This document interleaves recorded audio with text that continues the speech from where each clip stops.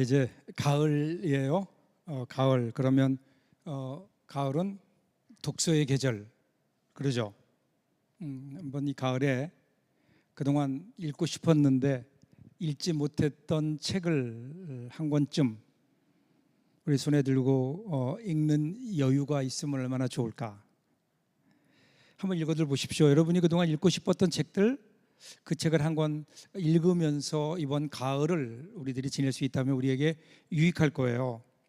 지난 주간에 제가 그런 마음으로 제 서재를 다시 한번 정돈을 하는데, 그런데 우연히 펼쳐둔 책에서 저의 눈에 들어온 시가 한 편이 있었어요. 윤동주 시인의 시인데요. 우리 이번 가을 우리 설교를 들으면서 이 시를 함께 읽으면서 시작하는 것도 의미가 있을 것 같아요. 그죠? 우리 가을의 정치를 가지고 한번 시를 읽어볼까요? 윤동주 시인의 참외록이라는 시예요. 같이 한번 읽겠습니다. 파란 녹이 낀 구리 거울 속에 내 얼굴이 남아있는 것은 어느 왕조의 유물이기에 이다지도 욕될까. 밤이면 밤마다 나의 거울을 손바닥으로 발바닥으로 닦아보자. 그러면 어느 운석 밑으로 홀로 걸어가는 슬픈 사람의 뒷모양이 거울 속에 나타나온다. 어떤 느낌이 드세요? 일제 강점기 동안 사실은 치욕의 역사 속에서 아무것도 할 수 없는 절망감, 꿈도 꿀 수 없는 부끄러움, 이런 것들이 그대로 드러나고 있죠. 이때 윤동주 시인이 24살이었어요. 24살 젊은 시인의 마음속에 있는 깊은 고뇌, 그 시를 읽으면서 숙연해졌어요. 나는 과연 이렇게 진지하게 내 삶을 대하고 있는가. 그러면서 동시에 드는 생각이 또 하나 있었어요. 그것은 나의 거울을 손바닥으로 발바닥으로 닦아보자. 그래서 내 마음의 거울을 닦고 또 닦으면 어떻게 될까요? 어떻게 될 것 같아요? 거울을 잘 닦으면 어떻게 되죠? 내가 잘 보여요. 깨끗하게 보이지 않겠어요? 그런데 거울을 깨끗하게 닦아서 내 모습이 더 정확하게 보인다고 내가 변할까요? 아니면 내 마음을 닦고 또 닦다 보면 그러면 내 안에 있는 어떤 선한 것이 드러날까요? 과연 우리 안에 뭐가 있을까요? 지금 많은 것으로 가려져 있다고 하는데 이것들을 걷어내면 그러면 내 안에는 정말 뭐가 들어있을까요?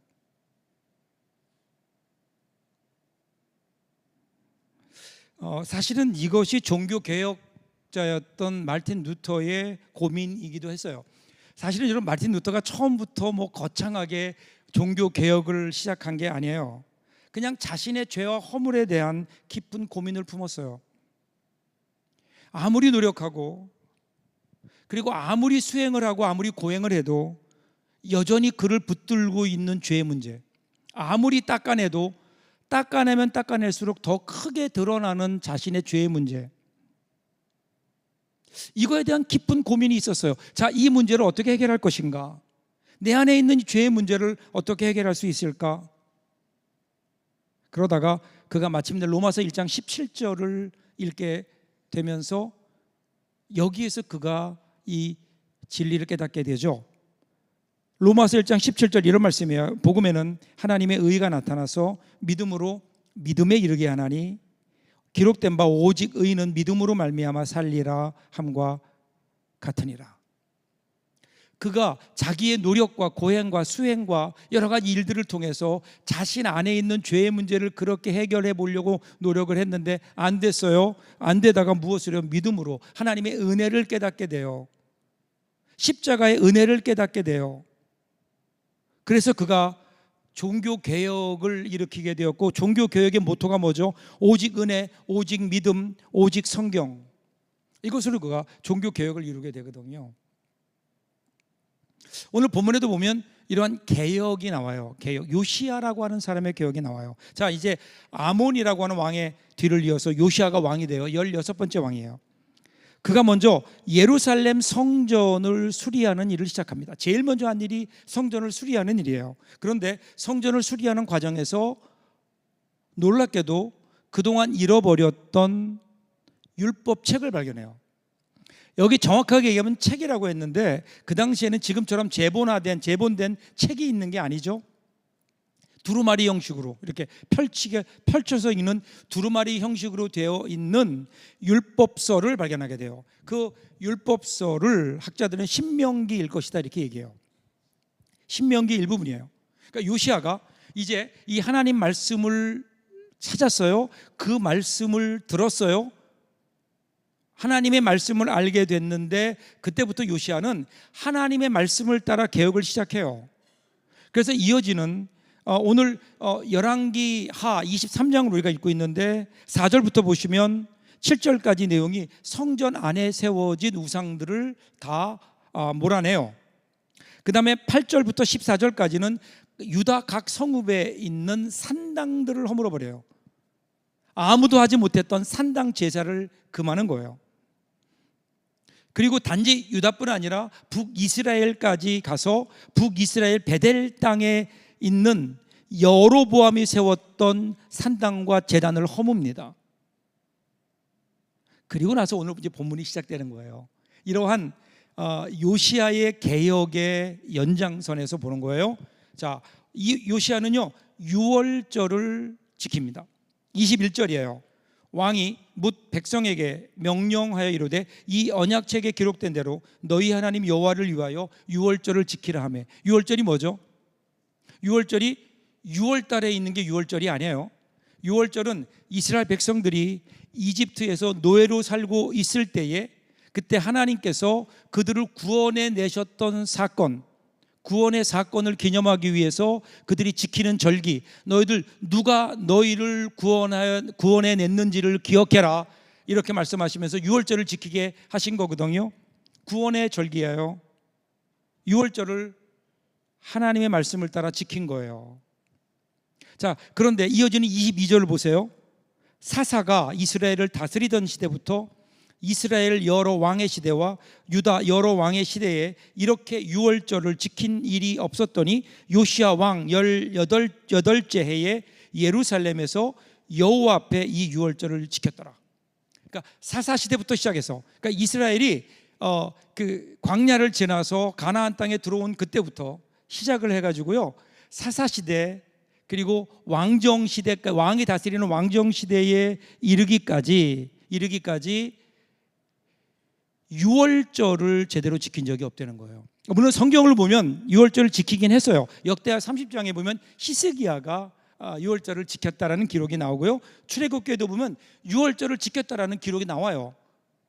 6월절을 전혀 지키지 않은 게 아니에요. 그런데 오늘 요시야 18년에 지켜진 6월절은 하나님의 말씀대로 지켜진 첫 번째 6월절이었다는 거예요.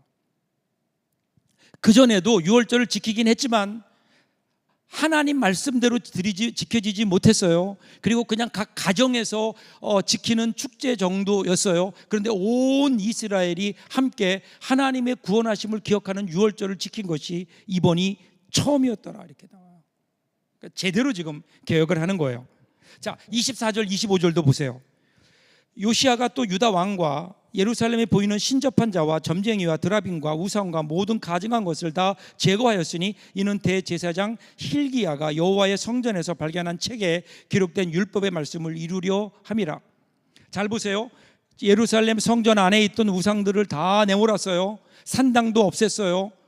거기서 끝나지 않았어요. 6월절 지켰을 뿐 아니라 이제는 우상을 섬기는 사람들도 몰아낸 거예요. 그리고 가정에서 가지고 있었던 드라빔, 가정을 지키는 수호신을 말하는 드라빔까지도 완전하게 없앤 거예요. 그러니까 하나님 외에는 그 어떤 것도 허용하지 않았던 거예요. 그런데 이렇게 된 이유가 뭐라고요? 여호와의 율법 책대로 여호와의 율법을 이루기 위해서 성경에 나와 있는 그대로 그가 했다, 그렇게 기록하는 거예요. 그래서 이러한 일을 했던 요시야에 대한 평가를 보세요. 25절, 이거는 같이 한번 읽어줘야 돼요. 25절 같이 읽겠습니다. 요시야와 같이 마음을 다하며 뜻을 다하며 힘을 다하여 모세의 모든 율법을 따라 여호와께로 돌이킨 왕은 요시야 전에도 없었고 후에도 그와 같은 자가 없었더라. 요시야 같은 사람이 없었다는 거예요. 그렇게 마음을 다하고 뜻을 다하고 힘을 다해서 하나님의 율법대로 살았던 사람, 그리고 그뿐 아니라 이스라엘 백성들이 하나님께로 돌아올 수 있도록 그렇게 개혁한 사람, 만든 사람, 요시야 전에도 없었고 그 후에도 없었다. 엄청난 칭찬이죠. 이제 그러면 분위기가 좋잖아요. 이 정도면. 그러면 하나님께서 말씀하시기를, 그 다음에 나오는 말씀은 하나님께서 원래는 유다를 향해 심판하시려고 했는데 요시야의 이러한 개혁을 보면서 하나님께서 그들을 용서해 주셨다, 뭐 이런 말로 연결되어야 문맥상 맞는데, 그런데 26절을 보면 이런 우리의 기대를 그냥 허물어 버려요. 기대를 저버립니다. 26절 어떻게 나와요? 그러나 여호와께서 유다를 향하여 내리신 그 크게 타오르는 진노를 돌이키지 아니하셨으니 이는 므낫세가 여호와를 경노하게 한 그 모든 경노 때문이라. 하나님은 여전히 지금 요시야가 이렇게 개혁을 하지만 하나님께서 유다를 심판하시겠다는 그 심판의 의지에는 변함이 없으시다는 거예요. 그 이유가 뭐예요? 므낫세의 죄 때문이다. 므낫세, 요시야의 아버지였던 므낫세의 죄 때문이다. 므낫세의 죄가 워낙 크기 때문에 지금 그 무게가 너무 커서, 그래서 요시야가 지금 나름대로 개혁하고 있지만 그것으로 절대로 그 죄를 해결할 수 없다. 하나님은 진노를 풀지 않으시겠다는 거예요. 결국 이 심판을 돌이키지 않으시겠다. 27절 보세요. 여호와께서 이르시되 내가 이스라엘을 물리친 것 같이 유다도 내 앞에서 물리치며 내가 택한 이 성 예루살렘과 내 이름을 거기에 두리라 한 이 성전을 버리리라 하셨더라. 이 모든 죄가 뭐예요? 므낫세의 죄 때문이라는 거예요. 이미 유다에 대한 심판이 기울어져 있기 때문에 요시야의 개혁 정도로는 하나님의 마음을 바꿀 수 없다. 그래서 어떻게 말씀하세요? 요시야, 네가 성전을 개혁했지만 나는 네가 개혁한 그 성전을 버릴 것이다. 단호하게 말씀하시는 거예요. 단호하게. 지금 하나님이 왜 이러실까요? 하나님은 용서의 하나님이신데 지금까지 보면, 그래서 요시야와는 비교도 안 되는 악한 왕들, 심지어는 아합 같은 사람도 하나님이 용서하시고 그에게 기회를 주셨는데 지금 요시야에게는 왜 이렇게 야박하게 구시는 걸까요? 왜 그럴까? 이 질문에 대해서, 우리의 이런 질문 앞에 성경은 침묵해요. 이야기 아무런 설명도 없어요. 그리고 그 이유를 설명하는 대신 그 다음 절을 보면요, 놀라운 사건으로 연결되는데 그것이 요시야의 죽음이에요. 29절 보세요. 요시야 당시에 애굽 왕 바로 느고가 아수르 왕을 치고자 하여 유브라데 강으로 올라가므로 요시야 왕이 맞서 나갔더니 애굽 왕이 요시야를 무깃도에서 만났을 때에 죽인지라. 우리 성경에는요, 지금 느고가 아수르 왕을 치고자 하여, 여기에 보면 우리가 읽을 때 이 애굽 왕 바로 느고가 이렇게 나오니까 이름이 바로 느고 이렇게 생각되는데 아니에요. 애굽 왕이 곧 바로고 바로의 이름이 느고예요. 그러니까 바로 느고가 아니라 느고가 맞아요. 느고가 아수르 왕을 치고자 하여, 이렇게 오늘 우리 개역 개정에는 나와 있는데요. 그런데 새 번역이나 공동 번역을 보시면 동시에 다 느고 왕이 아시리아 왕을 도우려고 이렇게 나와요. 전혀 반대로 해석하고 있어요. 지금 현재 우리 가진 개역 개정에서는 아수르와 싸우려고 올라온다 이렇게 얘기하는데, 기록하고 있는데, 다른 성경들은 새 번역이나 공동 번역은 느고 왕이 아시리아를 도우려고 올라온다 이렇게 얘기해요. 그 이유는요, 이 단어에 나오는 히브리어 알이라고 하는 전치사에 대한 해석이 다양하기 때문에 그래요. 그래서 사실은 두 가지 해석이 다 가능해요. 그냥 문맥으로 보면 둘 다 가능한 거예요. 그런데 역사적으로 보면 도우려고가 맞아요. 지금 도끼 위에 올라오는 거예요. 왜 그런가 하면 그 당시에 고대 근동의 역사가 이래요. 여러분, 고대 근동 그러면 오늘날의 중동과 그리고 유럽까지 포함하는 그러한 그 당시의 세계의 중심이에요. 자, 그때를 보면 어떻게 되어 있냐면요, 그때의 고대 근동의 패자, 그러니까 지배하고 있는 나라, 그 나라는 아시리아였어요. 아시리아가 지배하고 있었거든요.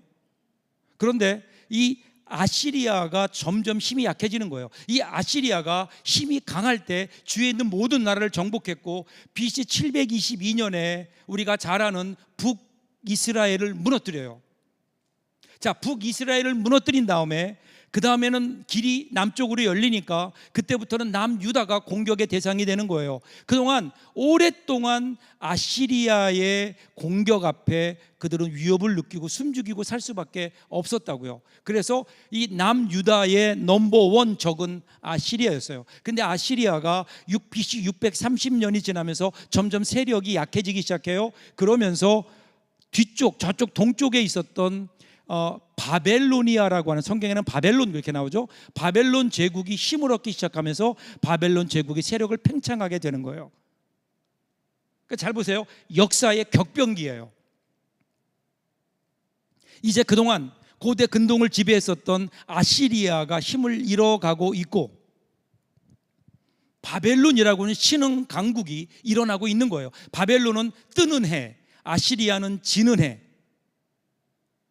자, 이런 상황 속에서 지금 전통적으로 계속해서 남쪽을 지배해오던 강국인 이집트가 이 상황을 보니까 진짜 나중에 적이 될 나라는 바벨론인 걸 안 거예요. 바벨론이 막 지금 일어나고 있으니까. 그러니까 일어나는 바벨론을 견제하기 위해서 지금 애굽의 이집트의 왕이었던 느고가 아시리아를 도와서 바벨론을 치기 위해서 올라오고 있는 거예요. 북상하고 있는 거예요.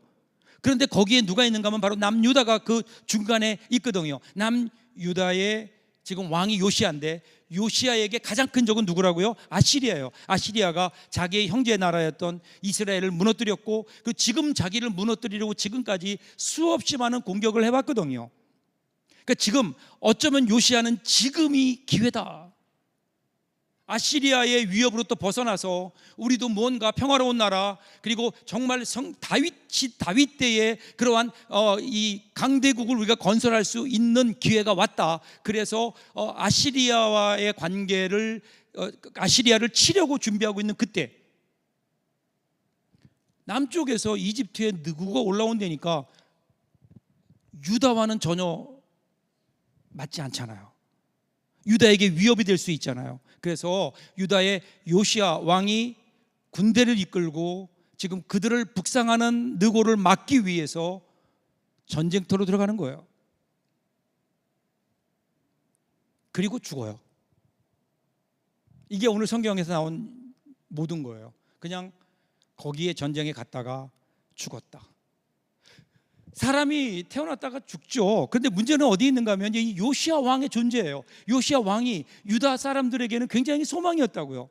그동안 소망이라고는 조금도 보이지 않았던 유다, 이 나라에 이제는 그냥 쓰러져 버릴 것 같은, 아시리아에게 먹힐 것 같았던 그러한 이 나라, 우리 그들의 조국, 이 남유다가 요시아라는 왕이 나오면서 뭔가 다르거든요. 종교 개혁이 일어나거든요. 뭔가 새로운 부흥의 조짐이 보이거든요. 그래서 기대했다고요. 이제 어쩌면 우리나라가 다윗 시대의 그때의 그 영광을 누릴 수 있지 않을까? 이제 좀 제대로 된 나라 건설할 수 있지 않을까? 이러한 소망이 그들에게 있었다고요. 그런데 그냥 그거 허무하게 죽은 거예요. 이렇게 허무하게 전쟁에 나갔다가 죽어요. 그 당시 유대인들에게는 너무 허탈했을 거예요. 이해가 안 됐을 거예요. 왜 그가 죽어야 됐는가? 왜 하나님은 그를 죽게 두셨는가? 근데 성경은 거기에 대해서 아무런 이야기를 안 해요. 그냥 침묵하고 있어요. 그런데 우리가 조금 더 힌트를 볼 수 있는 것은 그의 죽음에 관해서 이야기하고 있는 다른 성경이 있어요. 같은 내용을 기록하고 있는 역대하 35장을 보시면 좀 더 상세하게 나와요. 역대하 35장인데요. 요시아가 이제 느고를 막기 위해서 군대를 일으켜서 오고 있잖아. 이 소식을 느고가 들어요. 이집트의 왕이었던 느고가 듣고는 사신을 보내요. 그래서 이렇게 얘기해요. 그것이 역대하 35장 21절이에요. 느고가 요시야에게 사신을 보내어 이르되 유다 왕이여, 내가 그대와 무슨 관계가 있느냐? 내가 오늘 그대를 치려는 것이 아니요 나와 더불어 싸우는 족속을 치려는 것이라. 하나님이 나에게 명령하사 속히 하라 하셨은즉 하나님이 나와 함께 계시니 그대는 하나님을 거스르지 말라. 그대를 멸하실까 하노라 하니. 자, 느고의 말을 좀 잘 들어보세요. 느고가 보내서 뭐라고 얘기하는가 하면, 야, 너 지금 이러는 거 하나님의 일을 방해하는 거야. 하나님이, 네가 믿는 그 하나님이 나에게 말씀하셨어. 속히 가서 그 아시리아를 도우라고 말씀하셨어. 이 일은 지금 하나님께서 명령하신 일이야. 지금 이 길을 막는 것은 너는 결국 하나님의 뜻을 방해하는 일이야. 이렇게 얘기하는 거예요. 여러분 같으면 어떠시겠어요? 그 말이 믿어지겠어요? 요시야 입장에서는 아니, 하나님을 믿지도 않는 이방인, 뭐 하나님의 선지자가 와서 얘기했다면 모르겠는데 하나님을 알지도 못하는 이방인 이집트의 왕 느고가 하나님이 자기에게 말씀하셨다. 그래서 지금 이 길은 하나님이 하라고 하는 일이다. 그러니까 네가 이 일을 방해하는 것은 결국 너는 하나님을 방해하는 거다. 여러분 같으면 믿으시겠어요? 잘 안 믿어졌을 거예요. 잘 믿어지지 않았을 거예요. 안 믿어질 수 있어요. 그럼 어떻게 해야 될까요? 그러면 하나님께 물었어야죠. 그죠? 이게 진짜인지 아닌지, 하나님, 저 느고가 하는 말이 지금 맞습니까? 하나님 정말 느고에게 그렇게 말씀하셨고 이것이 하나님의 뜻입니까? 이렇게 물었어야 되는데, 그런데 묻지 않았어요. 그냥 일축해 버렸어요. 왜 그랬을까요? 요시야에게는 이런 확신이 있었을 거예요. 하나님은 절대로 이방인 느고에게 말씀하실 리가 없어. 만약에 하나님이 말씀하신다면 우리에게 말씀하셔야지 나에게 말씀하시지 저 이방인에게 하나님께서 말씀하셨겠어? 이런 생각이 있었을 거예요. 즉 선민 사상이에요. 하나님은 자기들에게만 말씀하신다. 물론 하나님이 이스라엘 백성들에게 말씀하세요. 그러나 하나님은 거기에 얽매이시는 분이 아니시라고요. 하나님은 온 우주를 창조하신 분이세요. 온 우주의 주인이세요. 누구를 통해서 말씀하실 수도 있고 어떤 일을 통해서라도 하나님께서는 이 땅의 역사를 이루어 가실 수 있다고요. 꼭 유대인들만이 아니에요. 꼭 이스라엘 사람들만이 아니에요. 때로는 바벨론을 통해서, 때로는 이집트를 통해서 하나님께서 지금까지 역사를 운행해 오셨잖아요. 그러면 여기에서 그는 하나님 앞에 물었어야 돼요. 하나님 앞에 겸손하게, 지금 저 느고 이방인이지만 하나님의 말씀이라고 얘기할 때 그 말씀 앞에 조금 더 겸손해야 됐고 조금 더 살폈어야 됐고 그리고 하나님께 물었어야 돼요. 근데 묻지 않았어요. 아마도 그에게는 지금 이 일이 옳은 일이라고 하는 확신이 있었던 것 같아요. 아시리아를 없애는 일, 아시리아를 대적하는 일은 분명히 그것은 우리에게 유리한 일이고 하나님께서 원하시는 일이라고 하는 어떤 확고한 신념이 그에게 있었던 것 같아요. 그 신념이 하나님의 말씀 앞에서도 굽혀지지 않는 신념.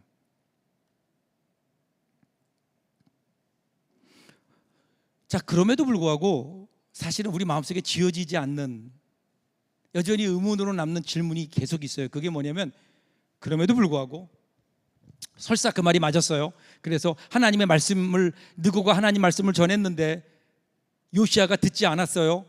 그렇다고 죽을 일인가? 그런 거예요. 왜 죽어야만 됐을까? 물론 성경은요, 성경의 내용을 보면 성경은 절대로 요시야가 그때 하나님의 음성에 순종하지 않아서 죽었다라고 이야기하지 않아요. 절대로 그렇지 않아요. 그냥 심플하게 하나님 요시야의 죽음을 이야기할 뿐이에요. 그러면 왜 성경은 여기에서 요시야의 죽음을 이렇게 강조하고 드러내고 있을까요? 요시야의 죽음의 의미가 도대체 뭘까요? 여기서 우리는 다시 26절로 돌아가요. 26절을 다시 한번 같이 읽겠습니다. 26절이에요. 그러나 여호와께서 유다를 향하여 내리신 그 크게 타오르는 진노를 돌이키지 아니하셨으니 이는 므낫세가 여호와를 경노하게 한 그 모든 경노 때문이라. 므낫세가 여호와를 경노했다. 여러분, 이 므낫세라고 하는 사람, 물론 이거 한 왕의 이름이에요. 개인이지만, 그런데 여러분, 므낫세는 단순히 한 개인이 아니라 사실은요, 북이스라엘과 남쪽 유다 모든 왕들이 그동안 저질러온 죄에 대한 어떤 하나의 상징이 므낫세예요. 왜 므낫세일까요? 므낫세 제일 오래 있었어요. 왕에 50년 동안, 반세기 이상 왕에 있으면서 50년 동안 있었으니까 10년 있던 사람보다 죄를 더 많이 진 거예요. 가장 악한 죄를 많이 지었던 사람의 대명사, 그게 곧 므낫세인 거예요. 므낫세가 선을 넘은 거예요. 그 죄가, 그동안 쌓여온 죄가 이제는 더 이상 하나님의 심판을 막을 수 없게 된 거예요. 근데 여러분, 여기서 우리가 생각해야 될 거는요, 하나님의 인내에 한계가 있다는 의미가 아니에요. 하나님이 어디까지는 참으시고 어디는 못 참으신다, 그런 의미가 아니에요. 지금 문제는 어디 있는가 하면 이스라엘 백성들에게 있어요. 유다 백성들에게 그동안 죄가 쌓이고 죄 가운데 살다 보니까 유다 사람들이 죄에서 빠져나오지 못해요. 죄 가운데 허우적거리고 있는 거예요. 비록 지금 요시야가 개혁을 통해서 나름대로 힘을 쓰고 뭔가 제도를 정비하고 있지만 그들은 여전히 죄 가운데 있는 거예요. 요시야의 개혁이 그들의 죄의 문제를 조금도 변화시키지 못하고 죄의 문제를 해결하지 못하는 거예요. 아무리 요시야가 지금 개혁을 한다고 해도 뭔가 하나님 말씀을 따라 도전하고 그리고 도덕적으로 바르게 살자고 아무리 외치고 또 외쳐도 이스라엘 백성들의 마음, 유다 백성들의 마음은 조금도 움직이지 않았어요. 개혁으로 죄의 문제를 해결하지 못한 거예요. 여러분, 요시야의 마음이 바로 이것 아니었을까요? 무너져가는 유다를 바라보면서 이 나라를 살리는 길은 개혁불이다. 그래서 발견된 율법서를 따라서 개혁을 했어요. 이것이 하나님 보시기에 좋았어요. 객관적으로 하나님도 그 일은 참 잘했다 말씀하셨어요. 그런데 개혁이 추진되면서 어느 순간 요시야의 마음속에 하나님이 없어요. 개혁이라는 열심은 그에게 있는데 무언가 개혁을 통하고 무언가 새롭게 해야 된다고 하는 그러한 개혁의 열정은 그에게 있는데 그 열정 안에 과연 하나님이 계셨는가? 하나님이 계셨더라면 그가 느고의 이야기를 들었을 때 하나님 앞에 엎드려 물었어야죠. 하나님, 이 일이 정말 하나님의 뜻입니까? 그런데 지금 요시야의 마음속에는 하나님의 말씀에는 관심도 없어요. 오늘 자기 마음속에 가지고 있는 이 개혁의 방향, 이 개혁을 향한 열심, 개혁에 대한 명분, 이것만 내세우다가 결국 하나님의 음성을 듣지 못한 거예요. 오늘 성경이 우리에게 왜 이렇게 요시야의 죽음을 부각시키고 있을까요? 이유는 단 하나인 것 같아요. 인간의 개혁으로 구원할 수 없다는 거예요. 인간의 개혁으로 우리가 새로워질 수 없다는 거예요. 우리의 죄의 문제를 해결할 수 없다는 거예요. 사랑하는 여러분, 제가 목회하면서 느끼는 가장 안타까움이 뭔지 아세요? 여전히 교회 나와서 예배드리며 그리고 분명히 신앙을 가져 예수를 믿는다고 하면서 여전히 우리는 그 신앙의 오류 속에 빠져 있을 때가 너무 많아요. 많은 크리스찬들이 어떻게 생각하는 줄 아세요? 여전히 기독교 신앙이라는 것이 하나님 말씀을 듣고 기도하면서 내가 수양을 잘해서 내 마음을 잘 닦고 내 마음을 조금 더 깨끗하게 하고 뭔가 지금보다는 나은 삶을 나은 사람이 되는 것, 이것이 신앙이라고 생각하는 사람들이 얼마나 많은 줄 아세요? 여러분, 기독교 신앙이 내 안에 있는 내 마음을 닦아서 그래서 내 안에 있는 좋은 것들을 발견하고 좋은 것들을 발전시켜서 내가 오늘보다 내일은 더 좋은 사람이 되는 것이 그리스도를 믿는, 예수 믿는 신앙이라고 누가 얘기하던가요? 그러면 기독교 신앙이 다른 종교와 다를 것이 무엇이 있을까요? 여러분, 우리가 예수 믿으면서 착하게 살려고 노력하잖아요. 무언가 거룩하게 살려고 노력하잖아요. 그런데 되던가요, 그게? 안 돼요. 여러분, 우리가 마음속에 착하게 살고자 하는 의지는 있는데 착하게 살아내는 능력은 우리에게 없는 거예요. 그래서 성경은 우리에게 뭐라고 얘기해요? 우리 마음이 죄로 오염되어 있다는 거예요. 죄로 물들어 있다, 죄로 오염되어 있다. 이것을 성경에서는 죄인이다 이렇게 얘기하는 거예요. 근본적인 문제가 여기에 있다고요. 내 마음이 죄로 오염돼 있어요. 그래서 내 마음은 아무리 고치고 닦아서 쓸 수 있는 게 아니라니까요. 온전하게 죄로 인해서 완전히 망가져 버렸어요. 내 안에 선이 없어요. 내 안에 거룩이 없어요. 어떻게 해야 될까요? 내 마음을 새로 바꿔야 돼요. 지금 이 마음으로는 고쳤을 수가 없다고요. 바꿔야 돼요. 완전히 새로운 마음이 되어야 되는 거예요. 오늘 성경이 지금 우리에게 그렇게 강조하고 있지 않나요? 요시야의 그 눈물겨운 개혁으로도 하나님의 진노를 멈추지 못했어요. 죄의 문제 해결하지 못했어요. 그러면 어떻게 해야 될까요? 어떻게 해야 될까요? 제가 서북교회에 부임하기 전에 미국에 있었거든요. 미국에서 목회하다 잠깐 한국에 나왔더니 제 나온 소식을 듣고 지방에서 목회하는 친구가 저에게 전화를 했어요. 임 목사 여기 왔는데 내가 있는 곳까지 좀 내려와. 여기서 한 2-3시간 가야 되거든요. 친구 또 같이 동문서하겠던 친구가 보고 싶다고 내려오려는데 또 마음이 저도 끌려서 내려갔어요. 갔더니 멀리서 귀한 손님이 왔다고 밥 먹으러 가자면서 그 지역에서 가장 유명하고 맛있는 잘하는 식당으로 저를 데려갔어요. 저도 기대라고 그 식당에 들어갔는데 자리에 앉았는데 의외로 분위기가 안 좋은 거예요. 식당 주인, 식당에 일하는 사람들도 불친절하고 얼굴도 어둡고 음식이 나왔는데 음식을 먹었는데 음식이 제 입맛에 안 맞는 거예요. 맛이 없어요. 맛도 형편없어요. 그래서 속으로 아니 뭐 이런 집이 맛집이야. 이렇게 멀리까지 오래 놓고 이런 집으로 날 데려왔어. 속으로 그러고 있는데 근데 그 친구는 더 당황하더라고요. 그러면서 야 이상하다 원래 이렇지 않았는데. 그러더니 종업원을 불러요. 종업원을 불러가지고 묻는 거예요. 무슨 일이 있느냐? 주인이 바뀌었느냐? 그랬더니 그 종업원이 귓속말 비슷하게 이렇게 얘기해요. 원래 주인이 따로 있는데 그 주인이 병원에 입원했대요. 아파서. 그 병원에 입원해 있는 동안 입원 기간이 길어지니까 그 동생이 와서 지금 이 식당을 운영하고 있는데 거기까지 얘기하더래요. 그 다음은 아시겠죠? 아 그렇구나. 뭐 어떡하겠어요? 그래서 밥을 먹는 동 마는 동 그냥 한 끼 때우고 나왔어요. 굉장히 미안해 하더라고요. 그리고 저는 서울로 올라왔고 그리고 몇 년 있다가 제가 서북교회를 부임했어요. 그랬더니 얼마 있다가 그 친구 전화가 왔어요. 제가 부임했다는 소식을 듣고 꼭 한 번 오라는 거예요. 뭐 오래니까 어떻게 해요? 한 번 가는데 2번 못 가겠어요? 그래서 제가 내려갔어요. 이 친구 저를 만나자마자 기다렸다는 듯이 저를 데리고 밥 먹으러 가재요. 그래서 친구 따라갔더니 그 식당으로 가요. 그래서 아니 이 친구가 지난번에 나를 여기 데려왔었는데 그때 그걸 잊어버렸나? 그런 마음으로 이상한 마음으로 식당을 들어갔는데요. 들어가는 순간 식당이 달라졌어요. 식당의 분위기가 달라지고요. 종업원들의 얼굴에 웃음이 있고요. 음식이 나왔는데 와 제가 태어나서 가장 먹어본 음식 중에 가장 맛있는 음식 중에 하나였어요. 야 이게 도대체 어떻게 된 일이야? 지난번하고는 다르네. 그랬더니 그 친구가 웃으면서 그래요. 야 그래서 내가 너 내려오라 그런 거야. 주인이 다시 돌아왔어. 주인이 다시 돌아왔다. 주인이 바뀌니까 식당이 새로운 식당이 되는구나. 전 주인이 있을 때는 맛도 없고 아주 비위생적이고 불친절했는데 새로 주인이 오니까 이게 다르구나. 정말 맛있게 밥을 먹었어요. 그리고 밖으로 나와서 뒤를 돌아다 보니까 식당 입구에 큰 플랜카드 배너가 하나 붙어 있어요.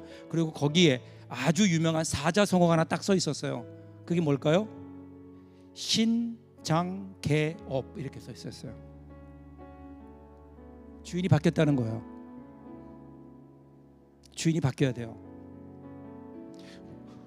우리가 내 안에 있는 내 마음을요 그냥 고쳐 쓰는 게 아니에요. 닦고 또 닦아서 더러운 거 닦아내고 그리고 새로운 좋은 마음으로 사는 거 이것이 성경의 세계는 신앙이 아니라고요. 주인이 바뀌는 거예요. 지금 이 마음 가지고는 안 돼요. 바꾸는 건 주인이 바뀌는 거예요. 내 마음의 주인이 누구인가? 내 마음의 주인이 누구인가? 갈라디아서 2장 20절 보세요. 내가 그리스도와 함께 십자가에 못 박혔나니 그런즉 이제는 내가 사는 것이 아니요 오직 내 안에 그리스도께 사시는 것이라. 사도 바울의 고백이에요. 예수 그리스도의 십자가의 의미를 사도 바울은 이렇게 설명해요. 내가 사는 것이 아니라 내 안에 그리스도께서 사시는 거라고요. 내가 아니라 예수님이 내 안에 사시는 거라고요. 예수님이 내 인생의 주인이시라고요.